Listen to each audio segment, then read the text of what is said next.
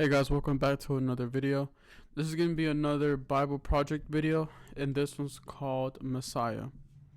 It is not a Bible overview. This is just one of the topics they talk about. So yeah, let's see what this video is about. There's this crazy story at the beginning of the Bible. We have Adam and Eve, and they're in the Garden of Eden. And everything in this garden is great. It's exactly as it should be, except there's this one tree that they're told by God not to eat from because it's dangerous and it will kill them. So that's it. Question. I wonder what kind of fruit this was. Does it still exist? Or was it something that God created just for this little moment? Little, but you know what I mean.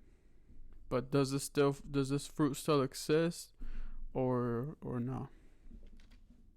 Avoid this fruit tree and we're fine. Right, it seems pretty simple. But in this garden, there's a snake, and it starts telling a different story. It says that if you eat of this tree, it's not going to kill you. In fact, it's going to make you become like God. And Adam and Eve, they believe the snake and they eat the fruit. And because of this, the goodness of the garden is tragically lost, and evil and death enters into God's good world. Now, why is there a talking snake in the garden? I mean, this Right. thing is a problem. Yeah, it's very strange. And even more strange is the fact that the Bible doesn't say why or how this thing even got there. It just presents the snake as this creature who's in rebellion against God and that wants to get other people to doubt God's goodness and lead them on a path towards death. And so whatever this snake is, it's the source of evil that pervades our world and our lives, even still today. But there is some hope, because right here in the story, God makes this really interesting promise to Adam and Eve. That someone is going to come in the future, a son of Eve. And this guy's going to come and he's going to crush the serpent's head and destroy evil at its source. However, during this battle, the serpent is going to bite this guy's heel. So it's like a mutual destruction. Yeah, it's this very strange but beautiful promise, and it's just left hanging there until the next key moment in the story, when God singles out this guy named Abraham and says that through his family, goodness and blessing is going to be restored back to all of the nations of the world. And as we follow this family, we get to one of Abraham's great-grandsons, this guy named Judah. And he receives this promise that a king is going to come from his line, and that the whole world's going to follow this king, and he's going to bring peace and harmony, and there'll be lots of food and wine and milk and vineyards, and it's going to be awesome. The first king that we meet from the line of Judah is a guy named King David. And he's a hero. Maybe he is the snake crusher. But it turns out that David is infected with the same evil as the rest of humanity. He never crushes the snake, just the opposite. However, God makes a promise to David that this king is going to eventually come from his line. But as you go on in the story, one by one, each generation of his sons, they're just total chumps. They give in to the snake, they choose evil, they go after money and sex and power and following other gods. Things get so bad that they run the nation of Israel right into the ground, and the big bad empire of Babylon just takes them out. And so now there are no more kings to even fulfill this promise. So it seems like the whole plan is lost. But during these dark days, there's this crazy group of guys called prophets, and they just kept talking about this coming king and reminding us of the promise that he'll come, he'll defeat evil, he'll restore the garden.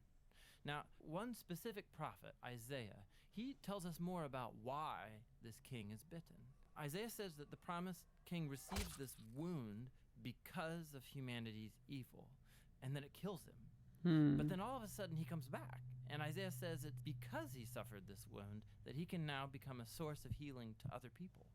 But the Old Testament ends, and the snake-crushing king that everyone's been talking about never shows up. And this is why, when the New Testament begins, it introduces us to Jesus of Nazareth, not as some random guy, but as someone who comes to fulfill these specific ancient promises. Yeah, we learn that he's from the line of David, Judah and Abraham. And he goes around Israel announcing that the goodness of God's kingdom is here now. And he begins confronting the effects of evil on people by healing them, by forgiving them of their sins and evil. Many people are now believing that this is, in fact, the promised king. But Jesus began telling his closest followers that he was going to become king and bring peace by taking the full effect of humanity's evil into himself. The fatal snake bite wound. Exactly. Hmm. And so it seems like the serpent wins. And this story actually would be a tragedy except for what happens next. Jesus rises from the dead. And now Jesus has the power over evil and death for himself. And so the rest of the New Testament is then making this claim that Jesus' power over evil and death has now become available to us to begin confronting the effects of evil in our lives. But even still, death and evil are a real problem in our world all around us. And so the story of the Bible ends by describing this future day when Jesus comes back and he finishes the job. He destroys the snake once and for all, and he restores the goodness of the garden here on earth. Anyways, my dogs went crazy, but this video was really good. It's crazy that Jesus was prophesied or talked about from even way back in Genesis. And that's crazy.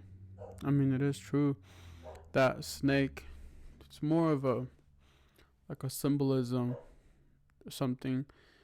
The nature of human being, we all have that snake inside of us.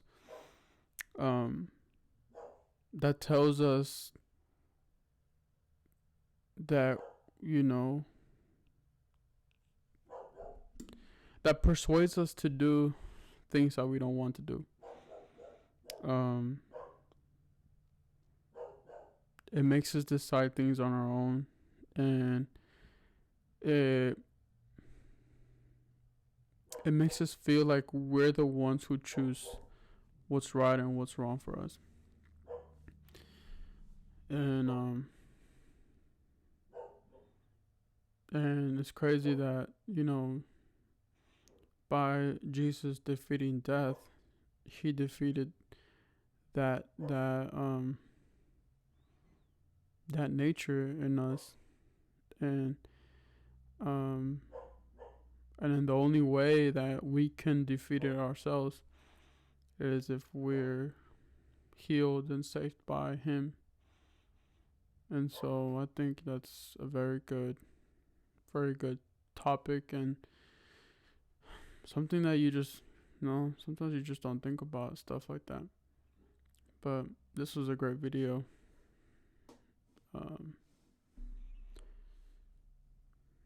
No, I think these videos just make me think a lot, and hopefully it's of a blessing for you guys as well.